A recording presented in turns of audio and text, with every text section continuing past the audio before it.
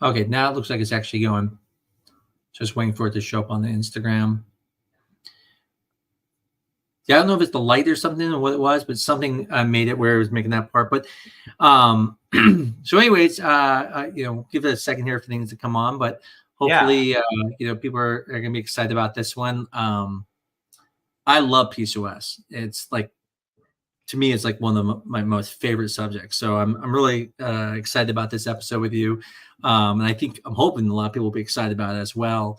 Kind of go over things. So I No, really hope absolutely. people come in and ask questions as well. So you want to start off? I mean, Dr. Salem, kind of tell me, kind of tell me what you think about PCOS, or how we can start this. And Yeah, yeah. I mean, I think one of my favorite things about PCOS is, like, we always get this question as REIs that we're like, are you guys experts? Or, are you an expert in PCOS among REIs? And I'm like, every REI is an expert in PCOS.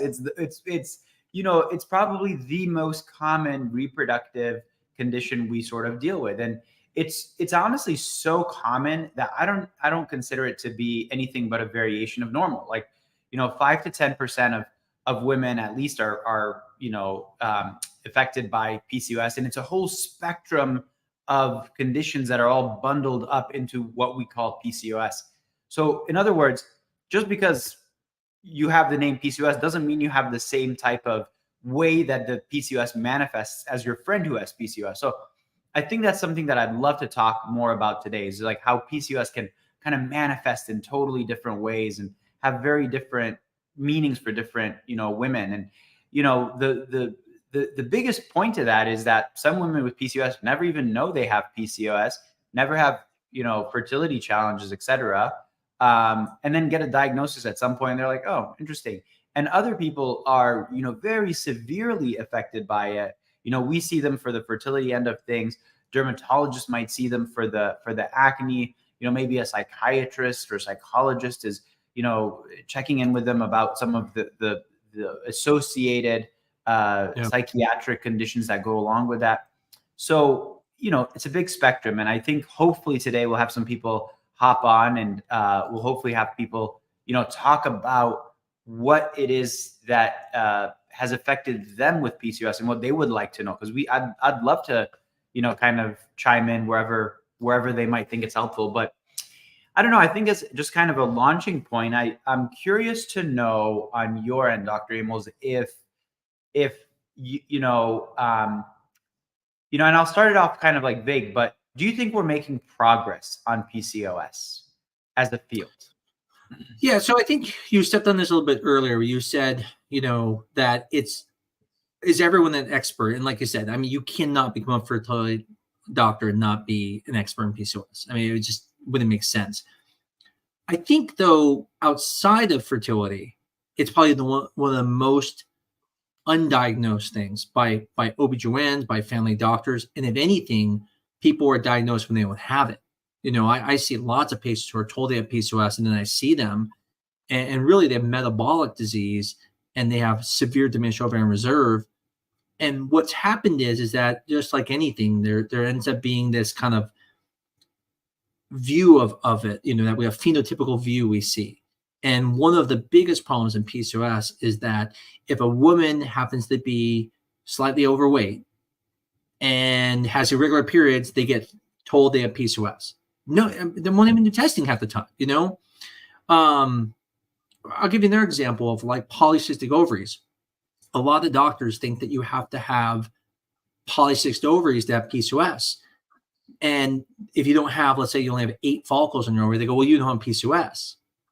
But in reality, the actual criteria is 12 or more follicles on one ovary, or a volume of your ovary above 10 cubic centimeters. And so you can have less follicles and have that enlarged ovary, and that's still diagnostic of PCOS. So I think we're getting better as fertility doctors, but I don't think we're getting better in society.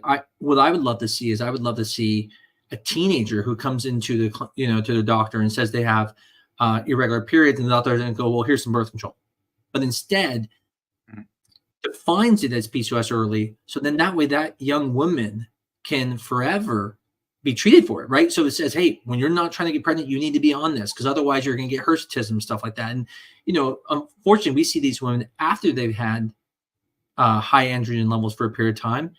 And now they have to undergo things like, electrolysis to get rid of these hairs.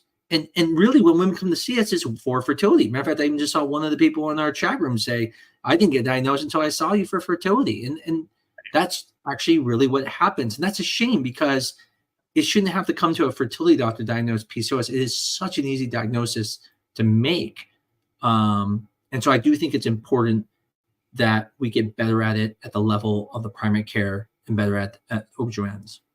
Yeah, absolutely. And I think it's, so what you're saying is, we could probably get a lot better with the diagnostics of it way upstream. And with that, we're probably going to get better at treating you earlier and better. Is that kind of what I'm hearing? Correct, because my fear for PCOS isn't even the fertility. The fertility part of PCOS is one of the easiest things. Matter of fact, I think most people get pushed into the wrong treatment with PCOS. I can't tell you how many patients I see from other doctors where they have PCOS and they just throw them in the IVF. Mm-hmm. And as you and I know, that IVF isn't always the best treatment for people with PCOS. Sometimes that they can do it, but you have to treat them different than everyone else. Right. But to me, the more important thing is like, the quality of life, right? If I can get someone their PCOS treated early on, I can reduce the risk of having things like gestational diabetes mm-hmm. for themselves, heart disease later in life. I have one patient who had endometrial cancer. Yeah. And what was amazing is this woman had central obesity. She had acanthosis nigrans. She didn't have regular periods, but once in a while would have a period, right?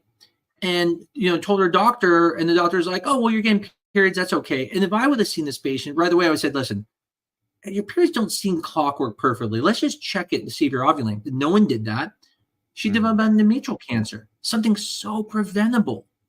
And so it's just that teaching the other doctors that kind of point that don't look at PCOS as a fertility problem. I look at PCOS as a fertility problem like I see a guy with erectile dysfunction as a fertility problem.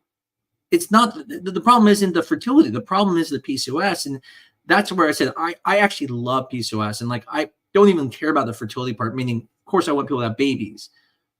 And like I said, I could talk literally this whole show just myself about PCOS. So I want to make sure I don't talk too much because it is an area that I even did research in.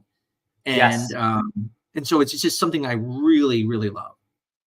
No, I totally agree with you. And I think there's so many facets to it. I was just with a patient the other day, and this is kind of part of what inspired, I think, this topic. And she was kind of like floored that, hey, PCOS can cause all of these things. And you've mentioned a few of them already, but maybe we can kind of bounce some of these around as people come on and ask some more questions. But, one of the things that they were really kind of confused by was like, this idea that it isn't just a fertility issue that it can cause, it's all these other things. So maybe we'll just take a few of these as examples. I mean, you just talked about some cardiovascular issues, insulin resistance.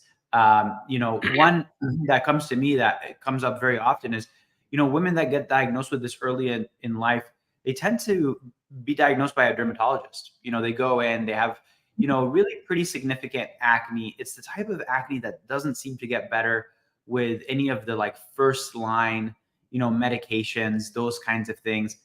And dermatologists are great at treating the, skin effects of PCOS and the acne that comes along with it. It's very common to have acne. It's very common to have increased hair growth. For some women, we see the acne happen, when they're kind of in their years of going through puberty and post-puberty, their 20s. Now some of their friends maybe aren't having the acne that, they're still experiencing in their 20s. And that distress can kind of get them to go to a dermatologist, and that's where they make the diagnosis.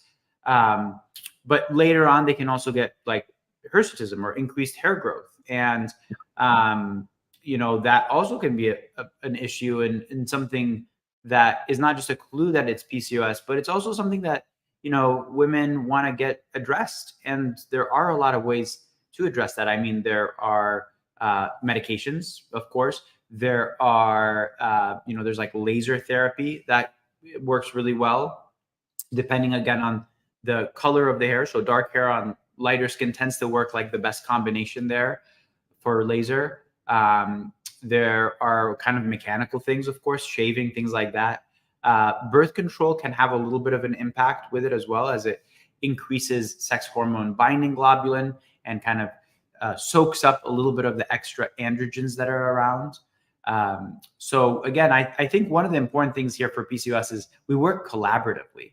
And as REIs, I like to think like we're the quarterbacks of the PCOS team, and then we work with the dermatologists and the psychiatrists and everybody. But I do think it's important to work collaboratively. But what else, what other facets of PCOS do you have people asking you about? Yeah, well, and I really want people to know, I mean, please come on the show. This is a really good topic. I mean, there are questions you have. I'm just seeing even when people are writing in here, some of the questions have, one of the questions someone that said is, why do so many doctors tell their PCOS patients they'll never have children? Because they don't understand the diagnosis. That's the problem. This is exactly where I go back to. They don't understand it. They don't even want to deal with it. Matter of fact, most people, when they see PCOS, are just like, do you want to have kids? Okay, I'm not going to deal with it right now. And that's the problem. But I think this is the question that I think is really important. And that is this idea that no one's treating the root cause.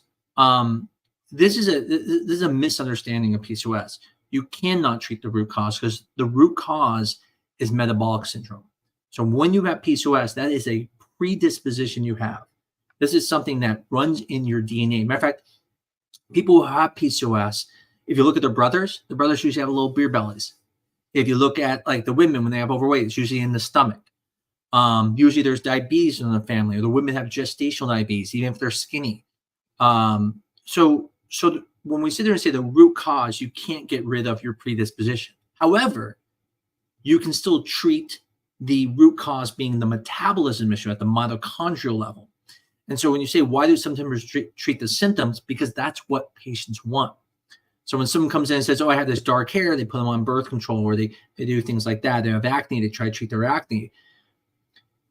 Treating the root cause is not easy. It depends on that spectrum of PCOS. And I think this is one thing we should define for people is what is PCOS. And so I don't know if you want to start first, because again, I'll talk the whole show, like the NIH criteria. So prior to the Rotterdam criteria, back in, I think it was like, 2003 or something like that, there was the NIH criteria. And so as Dr. Sam can tell you that, the way we defined PCOS was we said that you had to have amenorrhea and you had to have elevated testosterone. And those are really, that was the true definition of PCOS. And in Europe, they were using also polycystic ovaries as part of the diagnosis. But we didn't do that in America. And so in about 2003, they came up with a consensus called the Rotterdam criteria, which, as someone noted in the forum there, that 2 of 3 things, if you have 2 of the 3 criteria, you have PCOS. But what's important to understand about that, when they changed that, they really changed the spectrum of PCOS. Because prior to that, the people who met the criteria really had significant PCOS. I mean, they had the Hirschsprung. It was the worst of the disease. Think of it like that. When they did the Rotterdam criteria, it brought in people who maybe don't even get periods. So they may get periods every single month, but now they get acne and they have polycystic ovaries. And so a lot of the issues that the other patients were dealing with, they're not dealing with. And so what happens is we have this very wide spectrum now, and it truly is. You can see these girls who are skinny, who get pimples on their face and have polycystic ovaries, get their period, and they have PCOS. And then the other end of the spectrum, you have women who could be severely obese with endometrial cancer. They can have type 2 diabetes, never get a period, hair all over their face, hair all over their breast, and they also have PCOS. Now, clearly, those are 2 different groups, but they all still come from the same source, which is mitochondrial dysfunction, which is what is called metabolic syndrome, and the severity of it over that span. And so We get back to defining this. And now, Dr. Sam, I don't know if you've seen this. I've been doing this for a long time, but I even saw recently someone was talking about, maybe it was a paper or something, about now even using AMH as a criteria for defining PCOS. I use it to kind of help me know if someone has it, because it's something I feel like if it's elevated, I go, okay, they definitely have, PCOS, versus those ones that are like borderline where I'm like, you have it, but you're far on the left on this side. Yeah, no, definitely. I mean, I use it the same exact way. And I think probably if I had to guess, I would bet that the vast, vast, vast majority of REIs use it the same way. I mean, it's not, technically we now are supposed to use the Rotterdam criteria for, diagnosing PCOS, where you have to have 2 of 3 things, just like Dr. Amos was saying. And you have to make sure that it's not something that, walks and talks like PCOS, but isn't PCOS. It's kind of like a red herring there. So what we're, trying to do really is make sure that we've excluded the other things that are similar to these types of metabolic syndromes. And there can be some confusing ones. And, I have to say, over the years, I've had quite a few patients come to me. They were diagnosed with PCOS, but it turned out to be a completely different thing that just looks like PCOS, and totally different treatment too. So in those cases, I do think, it becomes really important to go through the criteria. But to get back to your point about AMH, when you see these really high AMH levels, it does, really, really, really lead you to think that it is most likely PCOS.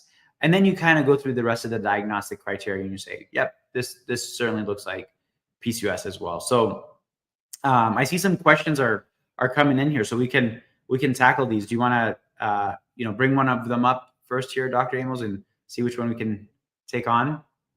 Yeah, I think, for people asking questions, again, I hope someone goes on there live, because really this discussion would be helpful. It was something we were just talking about with like the AMH, and understand the diagnosis, understand the problems. Problems for PCOS can be, people talk about weight loss, struggling with weight loss, struggling with things like a thing called acanthosis nigrans, which can be this brown discoloration in the back of the neck, hirsutism. So again, if you guys have questions about this, please come on the show. I think you'll really enjoy this conversation, and I know we will too. So yeah, let's pull up some of these questions. Do you want to pull one up for me, or one that you read so far? Here, let's see. This is a good one here. So somebody asks, what is the test for diagnosing PCOS? So this is a good one, because it kind of dovetails into like what we were just talking about. So the short answer here is there is no one test for diagnosing PCOS, and this is important to know. There's a panel of tests that we do to look at PCOS to kind of make sure that you get included in that group that's PCOS if you meet the criteria. So what are the tests? Blood work, an ultrasound, and honestly, a physical exam. So very broadly speaking, what are we looking for on the physical exam? Some of these signs, right? Like the darkening around the neck or around the axilla. Some of the signs we're talking about of hair growth in certain patterns. Now, of course, hair growth is also, ethnically dependent, right? If you are, Japanese versus if you are, Mediterranean, you're going to have different, distributions of hair growth. And so you have to take those things into consideration. And then the blood work, we generally look at androgens, total and free testosterone being the most common ones.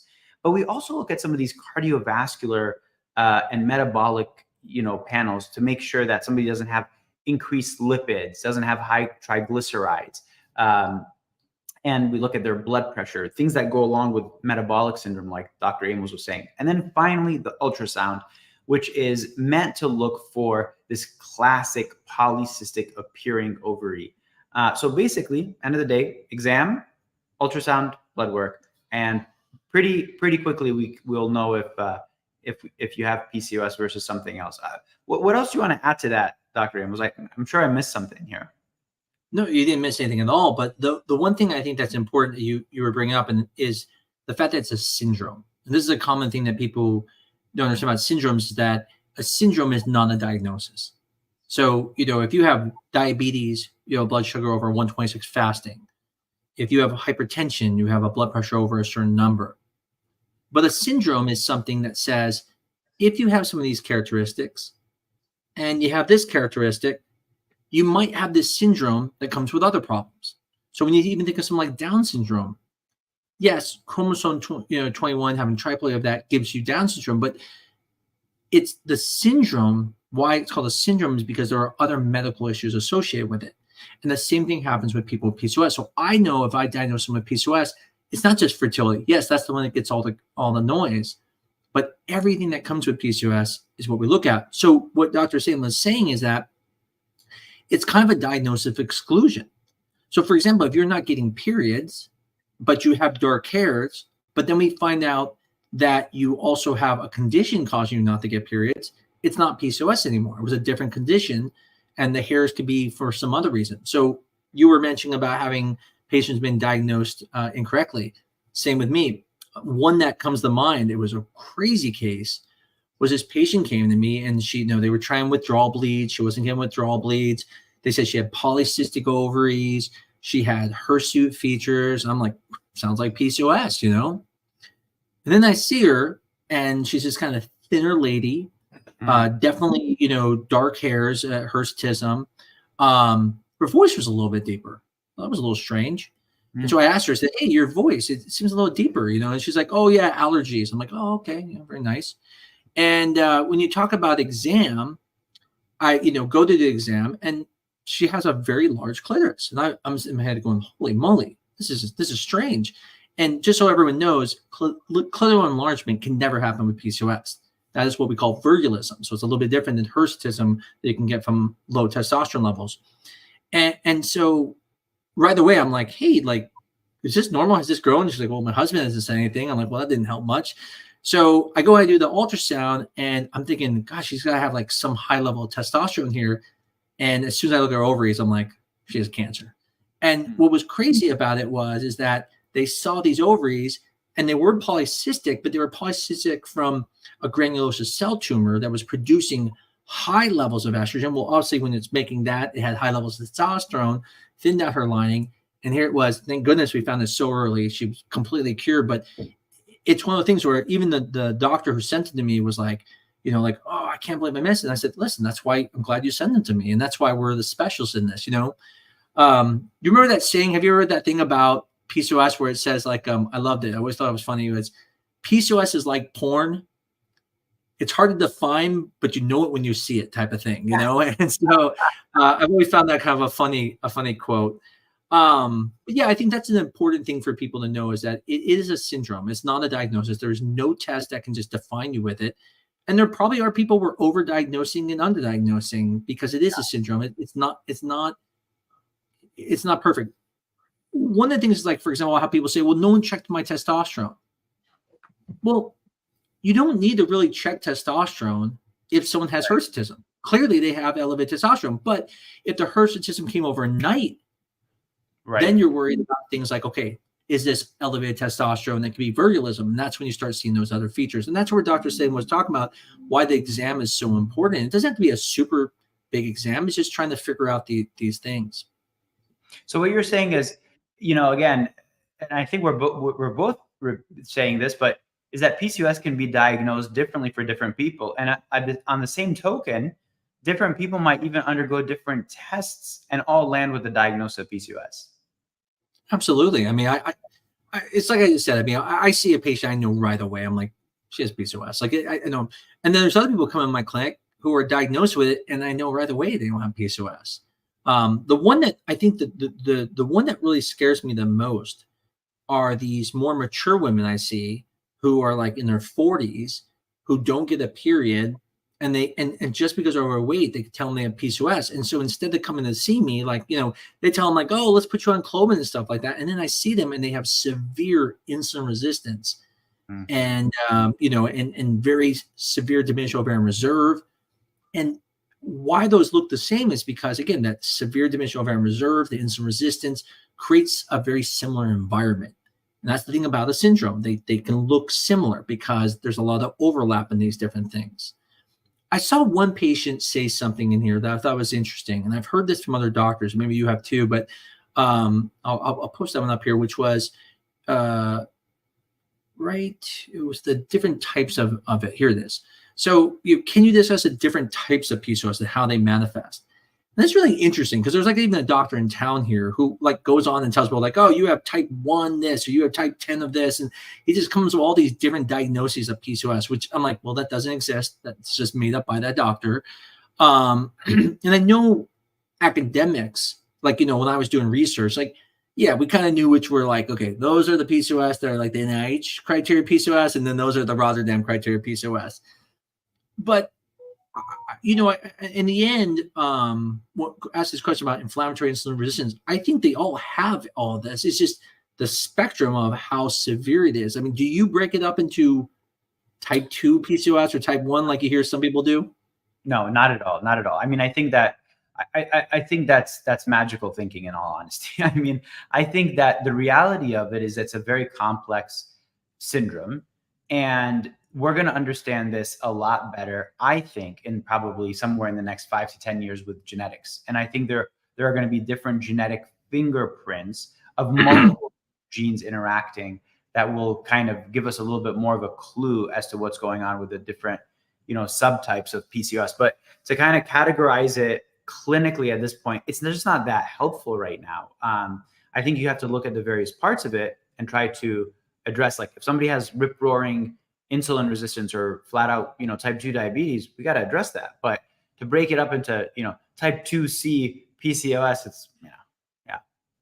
Exactly. And one of the things, like, I think this is where there's some confusion. So, for example, in our Instagram live, one of the people asked is, if a patient doesn't have metabolic syndrome because they have a normal A1C, and no obesity, well, that's again assuming that you have metabolic syndrome, because the thing about diabetes, the thing about hemoglobin A1C, it occurs after the problem. So think of it like this. When your glucose levels go up, your body makes insulin, brings the glucose levels down. And it works pretty well. Now, what happens is it starts not working perfect.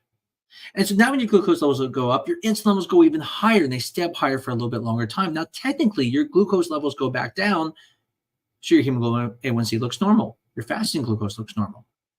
But if you did a 2-hour glucola test, you would actually see that it's not normal.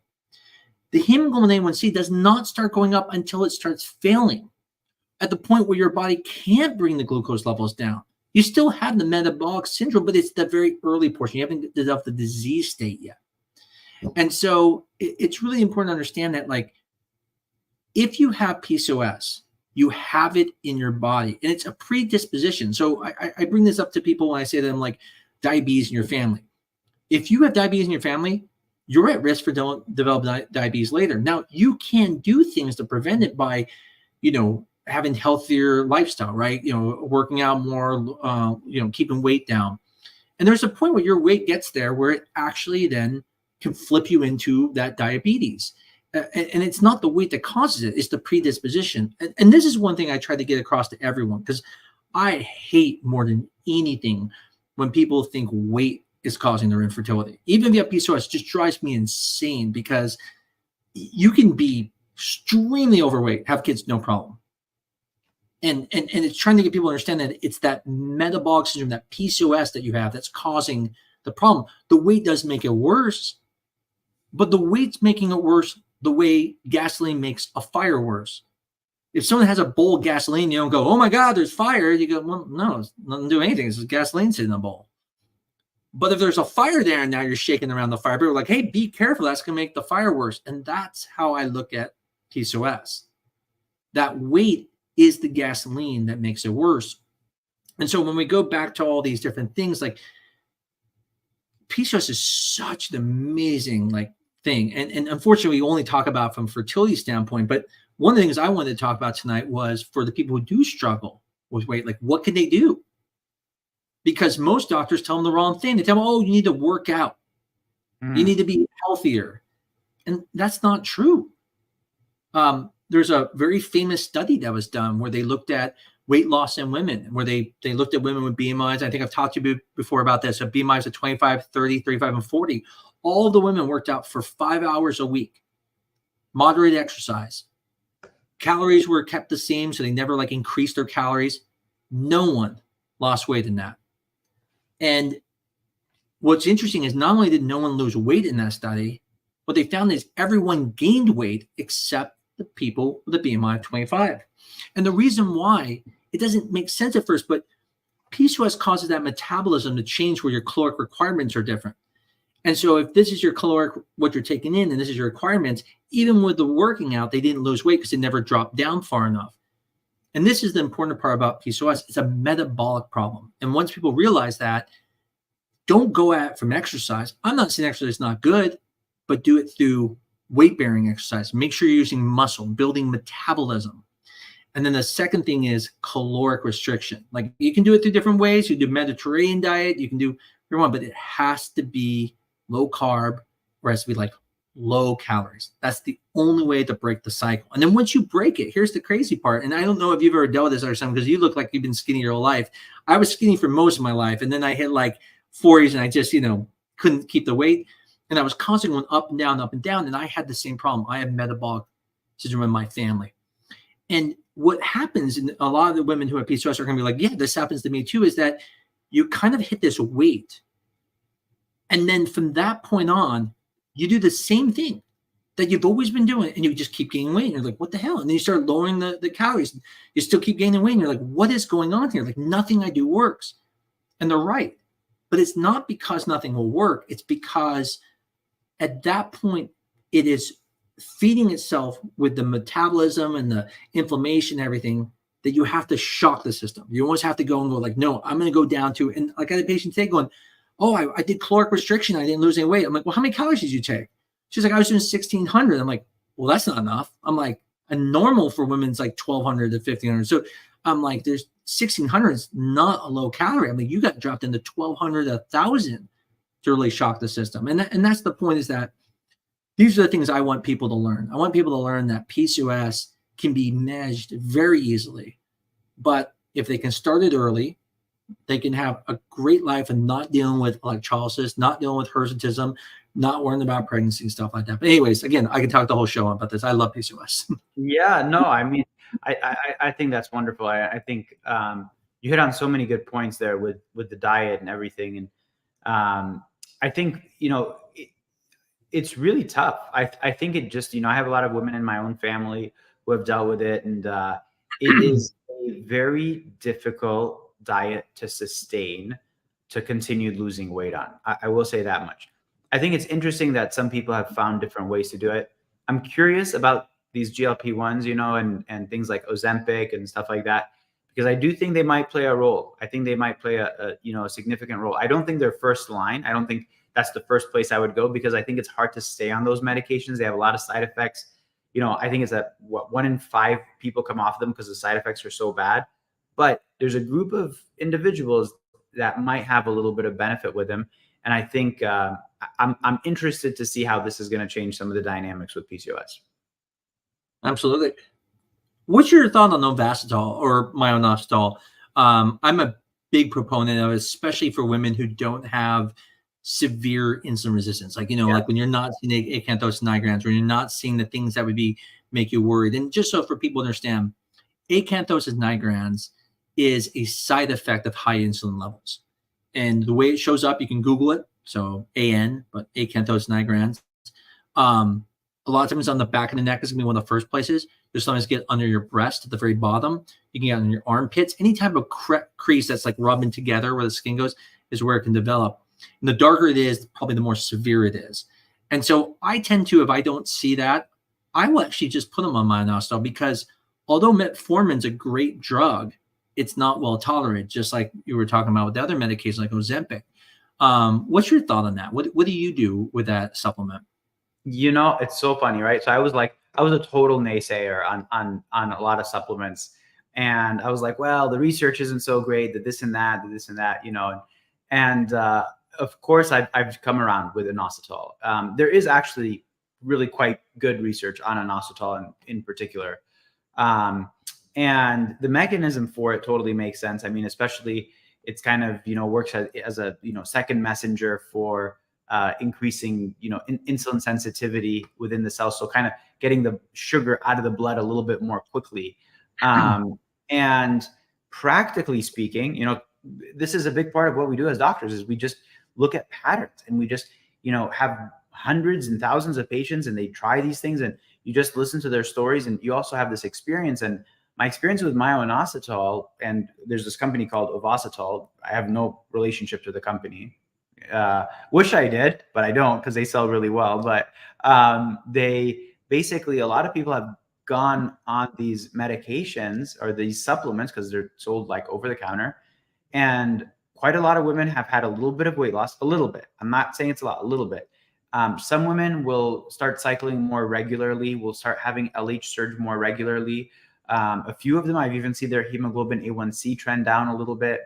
I do think in our world, it may improve egg quality. I really do believe that, based on kind of what we've seen over the years with women who have PCOS as they, are on these medications. And then of course, we know it has a role even for embryo transfer. Lower sugar levels, lower hemoglobin A1Cs are advantageous to doing an embryo transfer. So man, I feel like I've drank the Kool-Aid on Ovasitol. Yeah. And just so everyone knows, Ovasitol is a brand name one from Theralogics, which, you can use. And if you ever need a code, you can use my Taco Bell Fertility code, tacos. That's the code that you have to put in, tacos. I think you said this earlier. When I first started, I really, a lot of people struggled with PCOS patients with IVF. I mean, matter of fact, reason most patients are afraid to do IVF is they read about these women who get like 40 eggs and one embryo, and all the embryos are stalling. And it's true. I used to see that a lot. And then I made an adjustment. And one of the adjustments I made, I do with every single patient with PCOS, even if they're on the lower end of the spectrum or the higher end of the spectrum, is I go after that metabolism. So I tell them they got to be on myo-inositol. If they have acanthosis nigrans, I even add metformin. I do both. Yeah. I tell them during the stimulation, I want them to be on a low carb diet, and I want it to be seriously low carb. Like I tell them it's either keto or it's like a very low carb diet. Yeah. I also give a steroid. I give dexamethasone during it. All this to go after that inflammation. And the reason I don't have people do the low carb diet for a long time beforehand is it's hard. I mean, I don't know if you ever tried keto or any diet. Like it's hard to do it for weeks and weeks and weeks, but anyone can do it for 12 days. So I feel like, hey, if they do it for 12 days, ever since I've started that, I have never had another case of those severe, like high numbers of eggs and then have like real bad embryo quality. And so I just wondering, like, it's a big change I made because I was doing like everybody else. Like we didn't know better. We're like, give them meds and make a bunch of eggs. And everyone started realizing, hey, you make too many eggs, the quality went down. And so then everyone started backing off and making fewer eggs. And then I started doing this, and I realized, I can still get lots of eggs and have good quality still. And so I just wasn't sure, like, how have you changed yours? Or maybe again, you've been doing this the whole time. No. I wish I could take credit that I've been doing this the whole time. I think it's one of those things that with some years of experience, as you start seeing that you can't, especially for certain types of PCOS, like you said, these ones with a higher insulin resistance, et cetera. I think investing, 4 to 6 weeks sometimes and really trying to do these lifestyle adjustments just makes such a big difference in terms of doing, one IVF cycle, doing it right. And sometimes, like a slight workaround on that is some patients, with PCOS, their first best shot at pregnancy is IUI. And so, we start there, but while we're doing IUI, we go, really aggressively on these things that you're talking about, getting the, myo-inositol on board, decreasing sugar, cutting out carbs to the extent, absolutely possible, just fine tuning all these things. And then a lot of times they get pregnant on IUI because we've improved the metabolic environment. Things look great.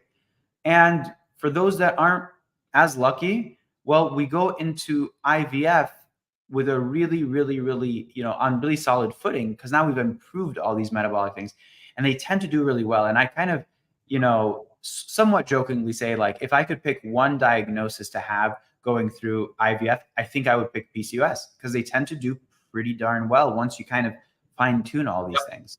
But you have to fine tune them. And that's the thing that, like, I unfortunately, I part of the group that didn't focus as much on the metabolism at first. And, unfortunately, I had success with people, but not as well. I mean, those stories you hear about people getting 40 eggs and getting one embryo, that's what that's from. The other thing that's interesting about people with PCOS is when we talk about fresh versus frozen transfers.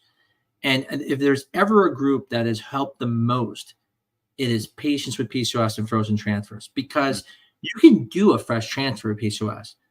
The problem is because of that inflammation, because of the elevation of those insulins, their implantation rate, several studies have already shown already, is lower with a fresh transfer than now. If you only make like 5 eggs, 8 eggs, a very small amount of normal number, your fresh transfer will probably be fine.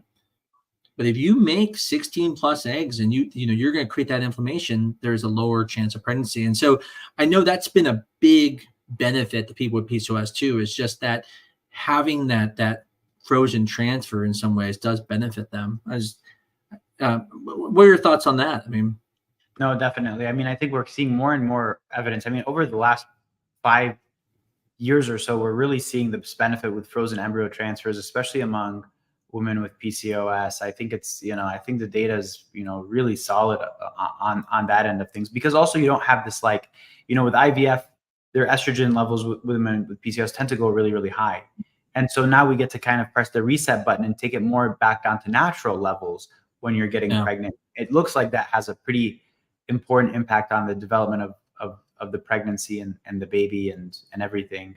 I did see a couple of questions coming in. Did you want to tackle a couple of these? Yeah. Yeah. I mean, some really simple ones here. I saw one about, is Ovasitol, which is myo-inositol, safe during pregnancy? The answer is yes, we believe it's fine to take during pregnancy. And so just like, by the way, metformin is one of those drugs that is technically safe to take during pregnancy, but in the United States, we tend to get people off of it. But in Europe, they actually keep people on it the entire time. There was another question someone asked as well about, I remember reading, it was asking if you can take myo-inositol and metformin at the same time. The answer is yes. I do that all the time. The question I think would be a good one to go on. And by the way, I know it's a lot of people asking like, hey, do I have PCOS or would I have this? That's a perfect one to come on here. I know we seem scary, but look at our backgrounds. We're obviously not that scary. We have sperm and egg behind us. So there's nothing terrifying coming on here. And you don't even have to show your face again. But we can then answer that for you. You get basically a free consult while on air. But there was someone that asked a question about with endometriosis. They were like, can you have both? And so I think that'd be a good one for us to touch on. And since I'm just talking up a storm here, I'll let you get that one. Yeah, no, it's a great question. So this is something that, has been very interesting to me over the years. So first of all, yes, you can absolutely have both. Unfortunately, they come kind of from two different pathways, and they're two different, conditions, diseases, syndromes, and treated really kind of differently, to be honest. The really tricky thing here, and I'd love to hear your take on this too, Dr. Amos, is my experience has been that women that are affected by both of these tend to have really compromised egg quality. And it is still dependent on your age. Younger women tend to do a lot better. As women get a little bit older, it's not, quite as, it can make a little bit more of an impact. But this is one of these combinations that can be really, really tricky. It can also be very deceptive. And why do I say that? Well, on the one part, endometriosis tends to cause a lower egg reserve for a lot of women, but PCOS tends to kind of cause what looks like a higher reserve. So sometimes they kind of almost meet in the middle, and you'll see what looks like a normal ovarian reserve, but really it's being kind of attacked by both, diseases, both syndromes, and you're getting this middle of the road number. Other parts of this that can be really tricky is that, one is a metabolic disease, PCOS, metabolic disease. It is mainly treated by, things that are very highly associated with lifestyle, maybe medications, things like that. Endometriosis, our best treatment, still surgical, up until now, our best. So again, very different, approaches. Just as a little trivia tidbit, they used to treat PCOS surgically as well, but that's an aside. We don't really do that almost at all anymore. There's still doctors who do that, unfortunately. Yeah, yeah, yeah. But what's your take on the combo of PCOS and endometriosis? Yeah, before jumping on that, I wanted so people know what we were talking about. There's a thing called ovarian drilling. And so at one time we used to actually drill the ovary, and you either would take like a core of the ovary or you drill these little holes in the ovary. The American Society of Reproductive Medicine said, probably not the best option to do, especially if you're trying to get pregnant because it can create scarring and stuff and lead to some problems. However, I still do think ovarian drilling is not a bad idea, or taking an ovarian wedge if someone doesn't want to have kids. They just want to deal with the symptoms. And a lot of women, when they do that, they go right back to normal cycles and get rid of a lot of their symptoms. So there is a benefit to it. And the reason for it is, again, you're reducing the size of the ovary. So a lot of the production of the androgens and everything is going to be reduced. And so a lot of the inflammatory. You're right about PCOS and endometriosis. They have some things that cross over, right? And those things are going to be things like inflammation, right? And so, yeah, I think you're right about the poor egg quality, because you have PCOS, which if you make more eggs, you're going to have inflammation, higher estrogen levels, higher insulin resistance at that time. And then if you have endometriosis, you have, again, higher CRP, higher inflammation levels, and it just creates that, really poor environment. What I find interesting, though, is that there are some people who I think we think have PCOS, but actually have endometriosis. Years ago, I used to look at AMH as like, that's the one. If AMH is good, it's good. But I've over the years now have noticed a trend that if I get someone who doesn't have a follicle count that supports their AMH, I believe they have endometriosis. And so some of these patients, I don't know if they truly do have PCOS. Whether it really is just endometriosis masquerading as PCOS through the AMH and some of the symptoms, and the crossover. We just got done saying that, like, some of these things cross over the inflammation, so you're going to get these kind of similar appearances. I don't know. Again, me and my curiosity brain, I've been noticing this. I said this to you once before, and I don't know if I have enough to make a study for this yet, but I truly feel like AMH now, one of these days, is going to be a marker we can use and for possibly determine people who have endometriosis someday. But again, when you see lots of follicles, it's PCOS. I see we actually have someone who's willing to come on. Someone's not scared of you. You must be very scary, Dr. Salem. I'm sorry. I do it to people. I don't know. I'm very serious. So let's jump on this, just because we don't have as much time. So, hello. Hey, Jackie. Hi. Are you like in a car or something? I am. I just got off of work and I saw you were doing a podcast about PCOS. So I was like, okay, yeah, I have to get on. Yes. Thanks so much for coming on. Yeah. Thanks. Of course. So I have PCOS. I had no idea until I went and saw Dr. Moles. And it was crazy. For years, I was put on birth control, many different types of birth control, because I had irregular periods. I would go months without having periods, and they were always really inconsistent. And it's been that way even through IVF. Once I gave birth to my daughter last year, all of a sudden my periods became very regular. And that was such a weird thing for me. And so I don't know if there's like any correlation, because obviously I still have PCOS. So I was always unsure like why that happened all of a sudden. Yeah.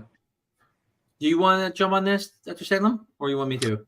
Yeah, I mean, this is a really interesting one. It's definitely something that we see. It's something that we see as people go, why don't you take it? Why don't you take it? And then I'll hop on. I have a little tidbit I was going to say, but yeah. So I think, Jackie, the thing is I don't think it's so much specifically that event that caused it, right? Okay. So there's lots of people have PCOS, they have a kid, and they still have it. And you always have PCOS. You never get rid of it. Yeah. But what we find is things that change that metabolism, right? Things that an event that happen can lead to it. We do see this a lot. Mm-hmm. There's also that important part too, is, are you ovulating or bleeding, right? Because you can bleed every month and be hormonal. And so you have to look at it from both ways. But yeah, we do see this once in a while. Like, people have a baby and then all of a sudden, like, I would assume they were on that very mild end of the spectrum of PCOS, right? Whereas I'm not going to expect the person who never gets a period all of a sudden, remember, if someone never had a period and said to me they had a period, I'd say, okay, something's not right here.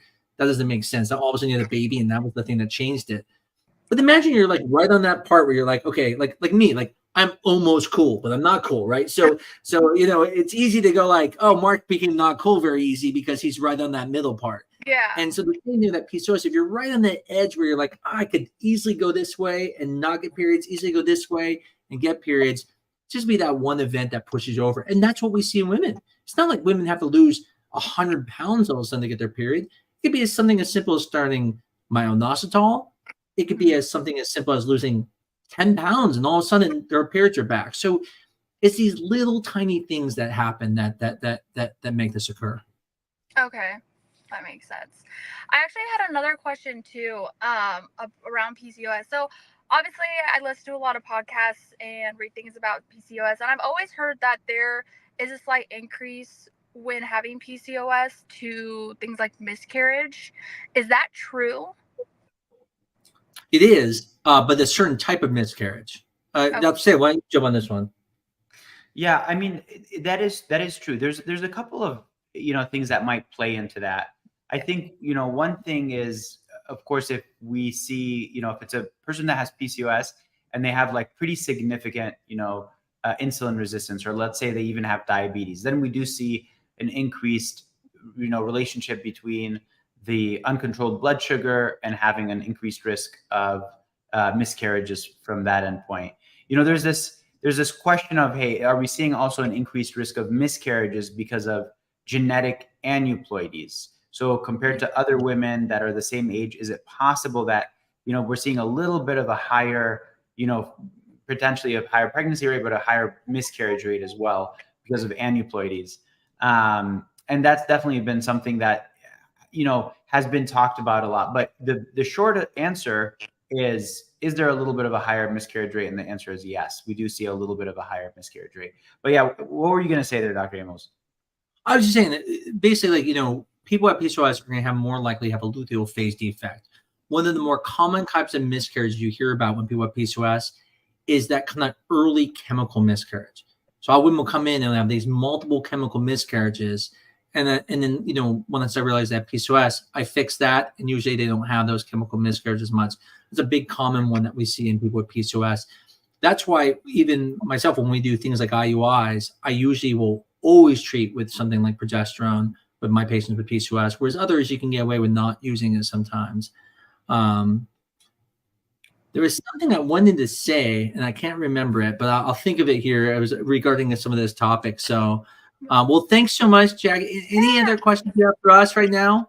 No, I don't. Thank you, though. Thank you for being strong and show everyone we're not that scary. And I know Dr. Sam seems scary, but he's not. So You're so welcome. And we welcome people to join from the car as long as they're not driving. How about that? Exactly. As long as you're not driving. Yeah. Thank you. Perfect. We got All right, another we'll person here that we're gonna talk to as well. So let's be kind of nice. Hey, Shayla. Hi. Hi, guys. Thanks for having us. Yeah. Thank you for coming on. So my question is, I know you talked about PCOS and how it can be like a genetic thing. With diabetes, there are things that can trigger that for that to be an issue. So with PCOS, yeah, is there things that we can like stay away from that can cause like flare an issue? That's a great question. Absolutely. I mean, yeah, this is an awesome question. It's kind of like what the best medicine for anything is prevention, right? And so this is totally what you're getting at, Shayla. And the idea is, can we, you know, if we know that PCOS is on the horizon, or we have PCOS, how do we at least like mitigate or decrease the chances of having, you know, something, you know, not so good come from the PCOS? And I would say a lot of it comes down to, well, I would say the first thing is you have a lot of control over it, which is wonderful. It's one of these condition syndromes in which you have a lot of headway to kind of plan for things, make arrangements in your life, etc., so that you're not affected by the worst of it. So what does that look like? I mean, you know, a good, healthy diet, generally speaking, a low carbohydrate diet, trying to keep added sugars down as much as possible, being active, but that doesn't necessarily mean, going out and training for a marathon. You can do that if you want, but I think a lot of people confuse, the amount of training you need to do versus what you just need to kind of stay healthy. Definitely strength training can be really helpful. That way it increases your metabolism. Easier said than done, but, maintaining a healthy weight for you. So a healthy weight for different people means different things, but a healthy weight for you is generally some place where you're eating healthy, you're exercising, etc., and you're not kind of yo-yoing around. For most people, those would be just some very initial starting things. But the other thing is being evaluated and getting checked out, making sure that you're also kind of doing your part to, check in on your blood sugar levels, your cholesterol levels, your blood pressure, all these things that you might be at higher risk of later on in life. And so just being a little bit more proactive with those things early on. So if you see a little warning signal early on, you can kind of jump on it right away, usually with lifestyle things, but if you have to, even some medications, at some point. So I think those are just some initial things that you could do to kind of prevent some of those aspects of PCOS. Yeah, I don't know. What do you think about that, Dr. Amos? I mean, what other things you usually tell people to watch out for? Yeah, I look at that spectrum all the time. I was telling you about, so it depends where you're on. I mean, I can look at you, Shaylin, I can tell you you're not on the severe side of the spectrum in some ways, but you might be hormonally or something like that. And different people can benefit. So, for example, let's say like you're overweight. Okay, as I mentioned, the weight is not causing the issue for PCOS, but the weight makes it worse. And so, for a person who has weight loss, they will benefit by losing weight. But if you're thinner and you have PCOS, losing weight is probably not going to do much. So then you got to focus more at the metabolism. And so my focus would be more on like, okay, keeping carbs down, being on myo-inositol. You mentioned earlier about like exercising. Here's an interesting statistic most people know, and this is why I always tell people, focus more on diet than exercise. If you run a marathon, which is 26.2 miles, which is pretty long distance, you will only lose about a pound as a woman running that. Yet you can eat my favorite bag of Cool Ranch Doritos, okay, and family size, and you will gain a pound. So it's much harder to lose weight through exercise. And that's the point of that, is that with PCOS, the focus should always be on that metabolism. All the exercise is good, and it's good for heart health. And the reason why you want to do this stuff through your life is it's not even just about fertility, but, you can prevent a lot of the problems. And as you get older, you reduce the risk of heart disease, reduce the risk of diabetes and all these things, because eventually some of you guys are not going to be young anymore, just like me. I mean, I was a stick figure my whole life, eating whatever I want. And then one day I'm like, holy moly, my metabolism is not as good anymore. And when that happens to people with PCOS, they will start having some of these issues. Some of those problems and the inflammation is going to go up. When you're young, you have this high metabolism, it can offset some of this stuff. And that's why we see this wide spectrum of PCOS. Think of PCOS, honestly, as like pre-diabetes. Everyone who has PCOS has this kind of pre-diabetes. And just like people out there, it adjusts. So let me give you another example. It's kind of really interesting. So if you've ever seen men who are Indian, and I'm not talking Native American, we're talking Indian, those guys can gain 10 pounds, little tiny pouch here in their belly, full on diabetes. I get 10 pounds, I just don't look that good. I don't have diabetes, even though I have the same problem as them. I have metabolic syndrome in my family. Yet Native Americans, same thing again, that pre-diabetes, have to gain 40 or 50 pounds before they push themselves into that. So as you see, it's not one treatment for each person. And that's where I go back to PCOS is I actually think PCOS is not understood well. I think we still have to do more research and treat people really individualized. And sure, we can throw things at people and treat most of them, but it's a very, very complicated disease. Now, here's the other cool fact about PCOS. This is the one good thing about PCOS. There's really not a lot of good things about PCOS, but there is one really good thing.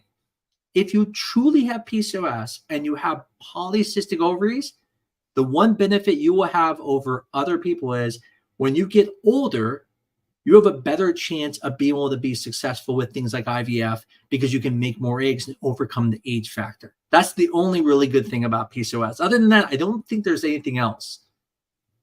I like that, glass half full. Why not? Like let's stick with that, because I do tell my patients the same thing. I say, okay, well, there's this and that, but that's okay. But looks like your ovarian reserve is higher, and we're going to get kind of more eggs. And we do know that at the end of the day, especially as you get a little bit older, if you're trying to do IVF, a higher egg count will generally correlate with a better outcome, generally, and so that is a silver lining, I think, with PCOS. And I wanted to add one more point, because Shayla, you make a great point. A few people have asked us on Instagram about, women who become pregnant, when they have PCOS in the background, kind of predisposition to certain things. And one of the big ones is gestational diabetes. And it's just like Dr. Amos was saying, it's kind of like you have pre-diabetes when you have PCOS, or kind of pre-diabetes light, let's call it.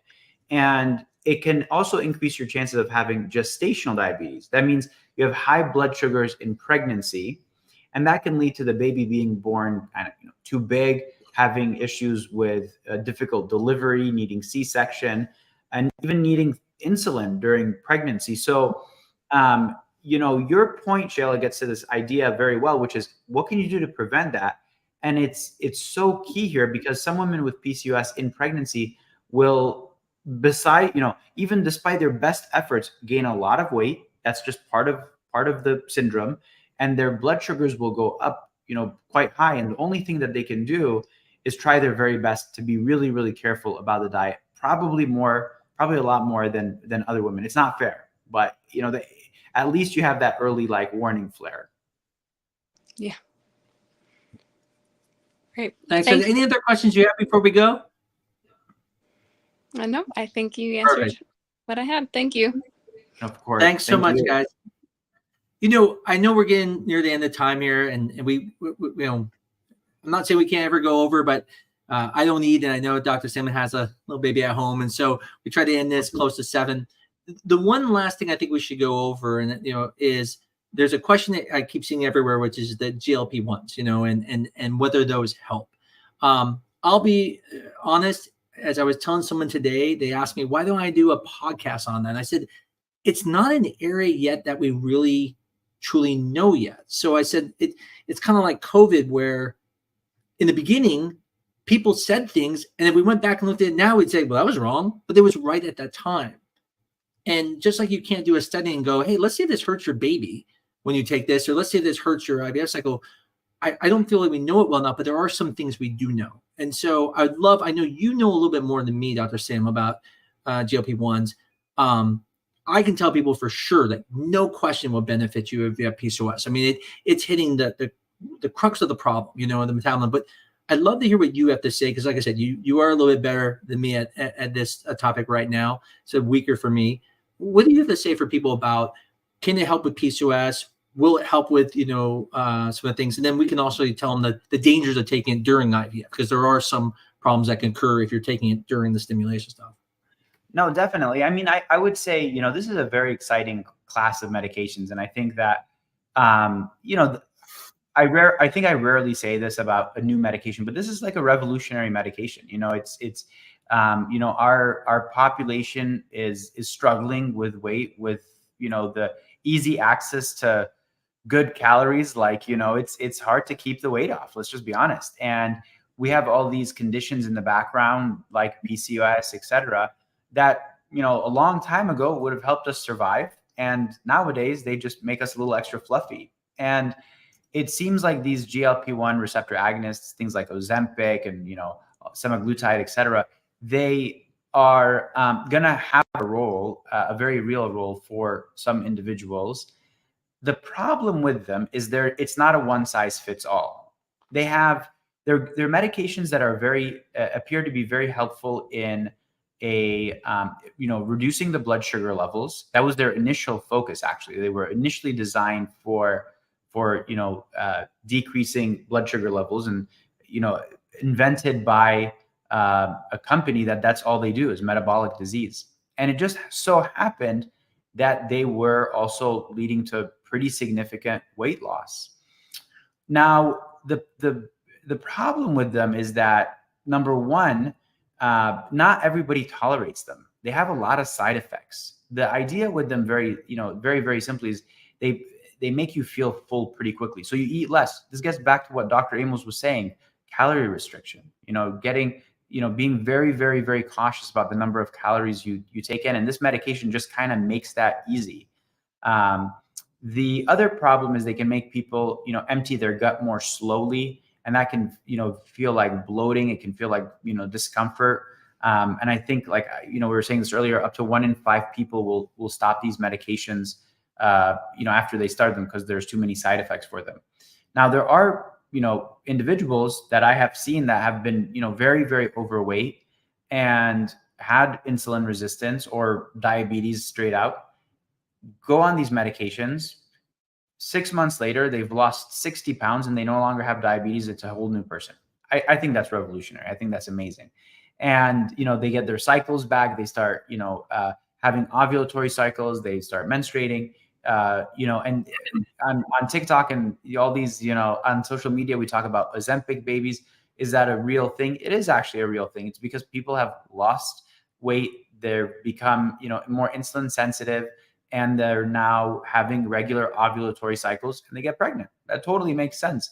And this is just kind of serving as a crutch for that. Now, there are a lot of downsides to these medications. Number one, they're super expensive. So, if you don't have an indication not covered by your insurance, it is, cripplingly expensive.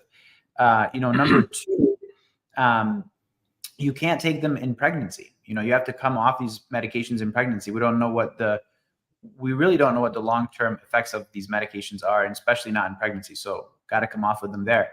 Number three, before, when we go into IVF, you have to be off these medications at least for a week before going through your retrieval. So at minimum 1 week. Is that what you tell your patients, Dr. Amos? I even tell them from the minute they start stimulation, they have to be off of it. And the reason why is, if it was up to anesthesia, it'd be 2 weeks.